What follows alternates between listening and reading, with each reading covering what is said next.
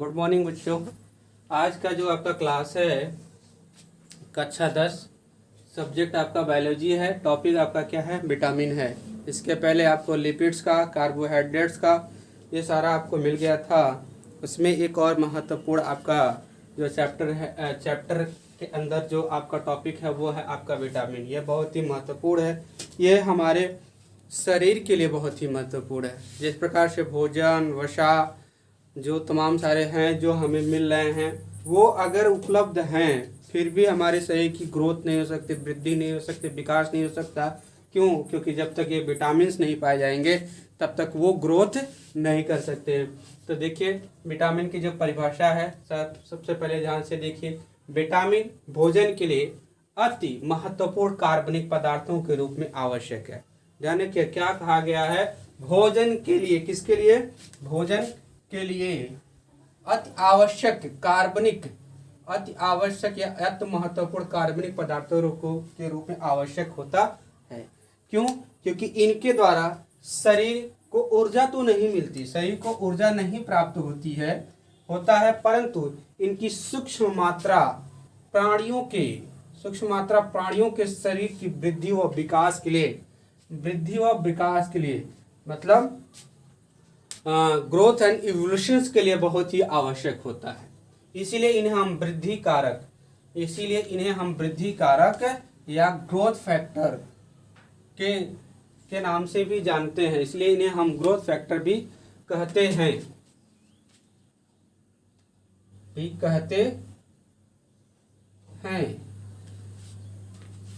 अब अच्छी तरीके से आप समझ गए होंगे कि विटामिन जो है हमारे लिए बहुत आवश्यक है। क्यों? क्योंकि इनके द्वारा जो भोजन हमारा निर्मित हुआ रहता है, इनके द्वारा जो भोजन हम पहले से ग्रहण किए रहते हैं, तो इनके द्वारा उस भोजन के आवश्यक तत्वों की पूर्ति हो जाती है, जिससे किसी भी जीव की वृद्धि और विकास में क्या होता है? ये कारक के रूप में काम करते हैं। सबसे पहले अब अगला जो है इसमें देखिए किसने खोजा था? विटामिन की खोज यहाँ पे दिया हुआ है। विटामिन की खोज N.I. लूनेन ने 1881 में किया था तथा विटामिन शब्द का सर्वप्रथम प्रयोग फूंक नामक वैज्ञानिक ने 1911 में दिया था। कब दिया था? 1911 में दिया था।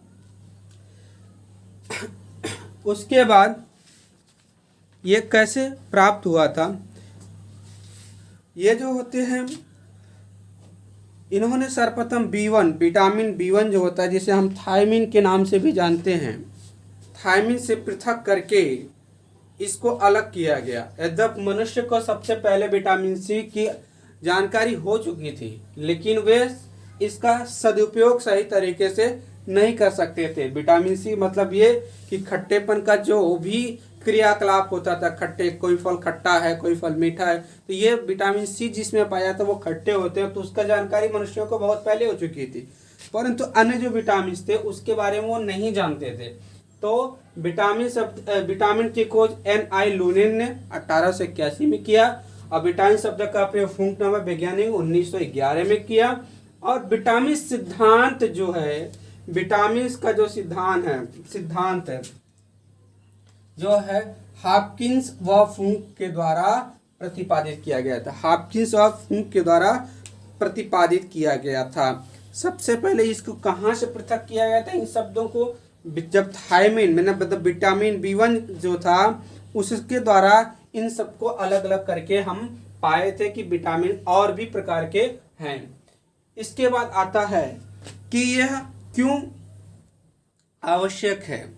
आवश्यक इस नाते है क्योंकि आप पहले भी देखे हैं ये वृद्धि व विकास के लिए आवश्यक है, वृद्धि कारक है। अगर इसकी कमी हो तो लोगों या बच्चों में, ये सबसे ज़्यादा क्या होता है? बच्चों में होता है रोग इसके द्वारा जो उत्पन्न होते हैं, जिसे हम अपूर्णतया रोग के नाम से जानते हैं, डिफिशियंसी डिजीज के नाम से जानते हैं, जो कि बहुत ही खतरनाक होता है। कौन सा रोग होता है? यहाँ पे हम लिख रहे हैं कौन सा रोग होता है? अपूर्णता रोग क्या होता है? अपूर्णता रोग कमी के कारण होता है। अपूर्णता रोग कमी के कारण होता है। तो इस तरह से आप देख सकते हैं कि अगर इसकी कमी भी हो तो शरीर का विकास नहीं हो सकता, वृद्धि नहीं हो सकता। अब देखिए अगला दिया है, कुछ ऐसे विटामिन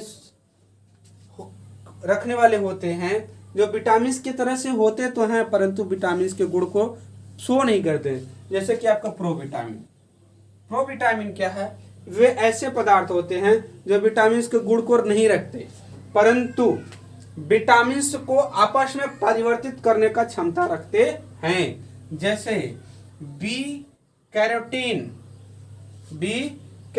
जो है वह विटामिन ए का प्रोविटामिन है। किसका है? विटामिन ए का प्रोविटामिन है। इसका मतलब क्या हुआ? जो बीटा कैरोटीन होता है वह विटामिन ए के अन्य भागों में उसे परिवर्तित करने की क्षमता रखता है। जो बीटा कैरोटीनॉइड एक प्रकार का प्रोविटामिन होता है। बीटा कैरोटीनॉइड क्या होता है? एक प्रकार का प्रोविटामिन होता है जो विटामिन ए का प्रोविटामिन है। क्यों? प्रोविटामिन का मतलब ये हुआ जो विटामिन के गुण नहीं रखते हैं लेकिन विटामिन में परिवर्तित कर सकते हैं।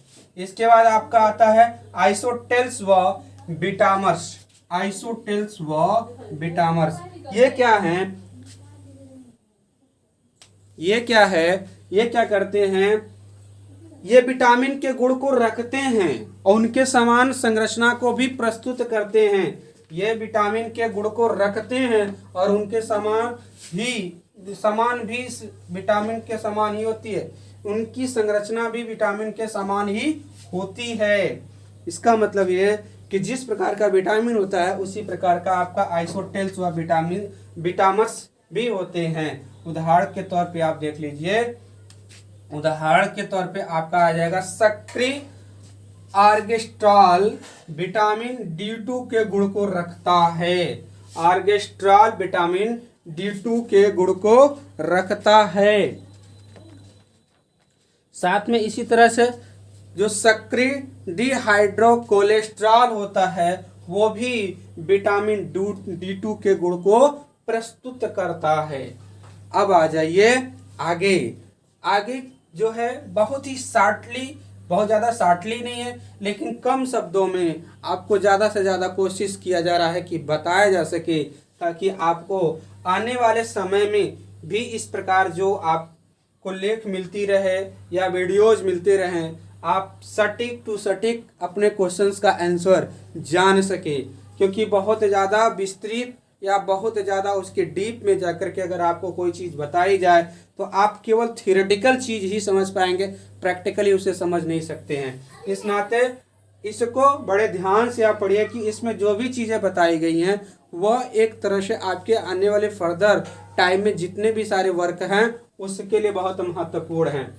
विटामिन को उनके कार्य जैसे कार्य उनका क्या वृद्धि और विकास उसके आधार पे मुख्यतः दो वर्गों में बांटा गया है। पहला या दो श्रेणियों में बांटा गया है। पहला है वसा में घुलनशील विटामिन यानी वसा में घुलनशील विटामिन। इसके पहले आप लिपिड भी पढ़े थे कि लिपिड्स में कुछ विटामिन क्या होते हैं? घुलनशील होते हैं। तो वसा में घुलनशील जो विटामिन होते हैं उनका नाम है ADE व K होता है। ADE व K होता है। अब देखिए इनका थोड़ा सा हम विस्तृत रूप में थोड़ा सा इनका महत्वपूर्ण कार्य, ये इनका नाम क्या है, साइंटिफिक नेम क्या है, इसके बाद इनके सोर्स क्या हैं, इनके द्वारा क्या होता है कार्य, वो इनकी कमी से क्या होता है वो उसके बारे में हमने आपको बताया है। देखिए क्या होता है। सबसे पहले वसा में घुलनशील विटामिन में पहला आपका नाम आएगा विटामिन ए जिसे हम रेटिनॉल के नाम से जानते हैं। इसका जो सोर्स होता है वह दूध, घी, मक्खन, यकृत, मछली का तेल, अंडा, गाजर, हरी पत्तेदार सब्जियां इत्यादि होते हैं। ये क्या करता है? इसके कार्य क्या है? ये नेत्र की शलाकाओं में रोडास्पिन का संश्लेषण करता है। रोडास्पिन एक ऐसा प्रक्रिया है जिसके द्वारा हम क्या कर सकते हैं, अपने आँखों की रोशनी शाम ढलते ही, मतलब क्या होता है जैसे सूर्य ढल जाए और अंधेरा होने लगे तो ये रोडास्पिन का संश्लेषण होने लगता है और हमें उस अंधेरे में भी दिखाई देने लगती है। लेकिन जिनके में विटामिन ए की कमी हो तो ये रोडास्पिन का संश्लेषण नहीं हो पाता है और वो शाम ढलते ही उनको दिखाई देना बंद हो जाता है, जिससे क्या कहते हैं हम रतौंधी भी कहते हैं। इसकी अभाव से हमें रतौंधी नामक रोग होता है। यानी शाम के समय जैसे प्रकाश समाप्त हुआ वैसे ही दिखना बंद हो जाता है, परंतु अगर कुछ समय के बाद अगर उससे प्रकाश मिले तो क्या होगा, वो भी दिखना स्टार्ट हो जाता है। लेकिन ये बहुत ही खतरनाक होता है। इसके बाद दूसरा आता है आपका विटामिन डी, जिसे हम कैल्सीफेरॉल के नाम से जानते हैं।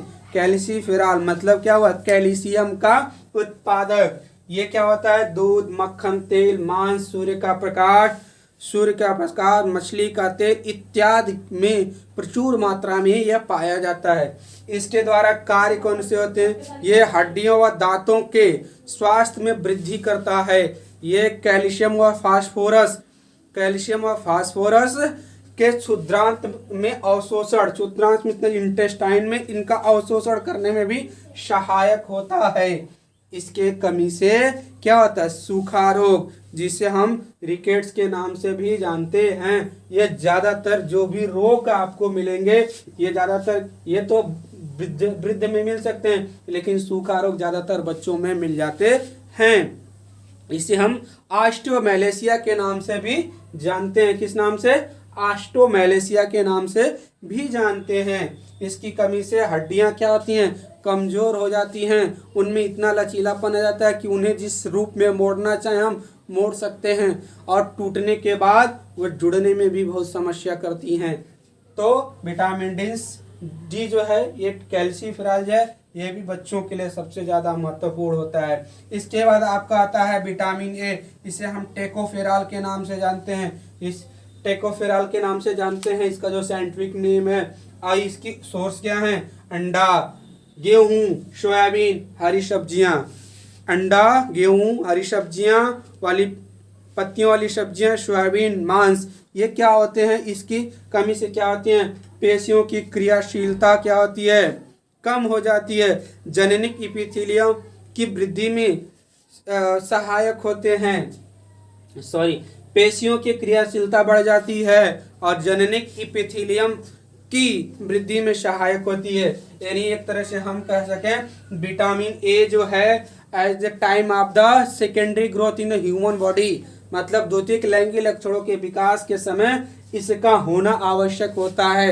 अगर ये नहीं होती तो हमारी पेशियां मजबूत नहीं हो सकती। साथ में क्या है, जननिक मतलब होता है जनन की क्रिया में भाग लेने वाले वह भाग जिससे क्या हो कि बर्थ ऑफ बेबीज का क्रिया हो सके, उसमें यह बहुत ही महत्वपूर्ण होता है। इसके द्वारा क्या होता है, इसकी कमी से क्या होता है, अंगघात होता है। अंगघात को हम बोलते हैं पैरालाइसिस, व जनन क्षमता में कमी हो जाती है। अंगघात होता है जो कि इसका महत्वपूर्ण रोग कारक है। पेशियां भी दुर्बल हो जाती हैं और जो जनन की क्षमता होती है वो धीरे धीरे कम होने लगती है। इसके बाद आपका लास्ट में आता है, आज का लास्ट जो है आपका है विटामिन के। इसे नेफ्टोक्विनिन के नाम से जाना जाता है। नेफ्टोक्विनान के नाम से जाना जाता है। इसका जो मुख्यतम स्रोत आता है पनीर, टमाटर, हरी सब्जियां या हरी पत्तियों वाली सब्जियां, सोयाबीन, अंडा इत्यादि इसके महत्वपूर्ण स्रोत होते हैं। और इस एक कार्य कौन सा करता है, इसका कार्य है मुख्य रूप से रक्त का थक्का जमने में, यकृत के प्रोथ्राम्बिन के निर्माण में भी सहायक होता है। जैसे कि आप देखे होंगे कभी चोट लग जाती है तो क्या होता है, कुछ देर तक के लिए रक्त बहता रहता है, रुधिर बहते रहते हैं, तो अचानक उसमें से धीरे धीरे क्या होता है, लसलसीय पदार्थों का स्राव होने लगता है। असल में वो लसलसीय पदार्थ क्या होता है, नेफ्टोक्विनान होते हैं। ये जो होते हैं विटामिन के होते हैं, ये धीरे धीरे उस कटे हुए भाग पे सोर्स अपने बनाने लगते हैं, मतलब अपना लेयर बनाने लगते हैं, जिससे रक्त बहना बंद हो जाता है। इस नाते ये रक्त के थक्का जमने में आवश्यक होता है। यकृत के प्रोथ्रम्बिन के निर्माण में सहायक होता है। इसकी कमी से क्या होता है, रुधिर स्राव होता है, जिसे हम हेमोरेज के नाम से जानते हैं। हेमोरेज मतलब क्या हो, अगर इसकी कमी हो तो हाथ पैर या कहीं सही बॉडी में कहीं भी अगर कहीं किसी प्रकार कट लग जाए, कट लगे और रुधिर बहना स्टार्ट हो जाए तो वो रुधिर बहना समाप्त नहीं होता है, जिससे व्यक्ति की मौत हो सकती है। इसमें आज के लिए बस इतना ही है। कल आपको जल में घुलनशील विटामिन और खनिज लवण का वीडियो दिया जाएगा। साथ में आप अच्छी तरीके से इसे पढ़ते रहें और हमें मोटिवेट करते रहें, ताकि इससे अच्छे और भी आपको वीडियो बना के दिया जा सके। और हमारे चैनल को सब्सक्राइब करना ना भूलें। Thank you.